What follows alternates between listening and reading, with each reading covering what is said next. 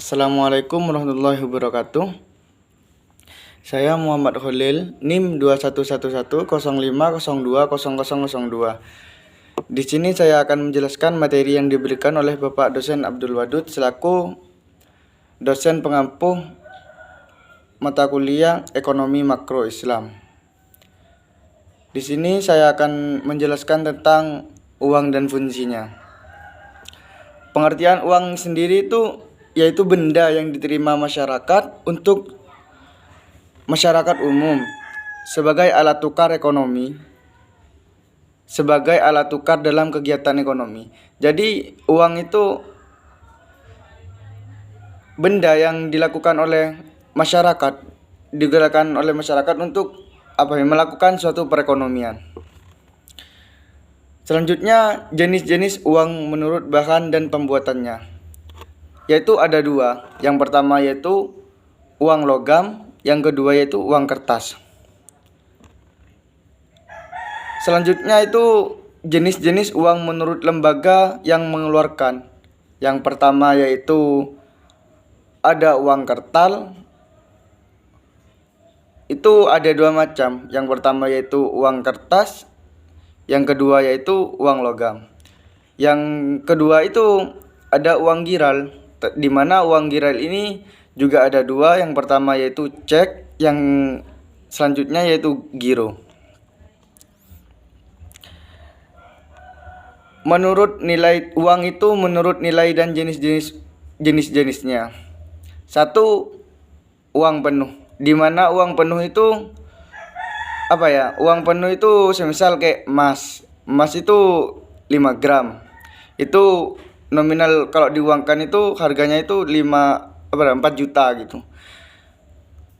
Yang kedua itu uang tanda. Uang tanda itu semisal uang nominalnya 100.000. Itulah ditandai dengan nominal 100.000. Selanjutnya fungsi asli uang. Yang pertama itu uang sebagai alat tukar, medium of change, yaitu uang itu sebagai alat tukar untuk pembelian. Semisal uang ditukar dengan suatu benda, suatu alat, atau suatu kayak konsumsi gitu. Selanjutnya uang sebagai satuan hitung, di mana uang itu sebagai satuan hitung. Semisal tanah dihitung, dijumlahkan, dijadikan dijadikan dengan mata uang itu sendiri.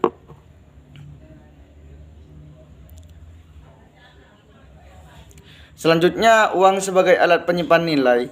Jadi uang kita disimpan sebagai alat nilai gitu. Yang selanjutnya itu fungsi turunan uang, yaitu ada 5. Yang pertama, uang sebagai alat pembayaran transaksi yang sah. Udah jelas ya, uang itu sebagai alat transaksi.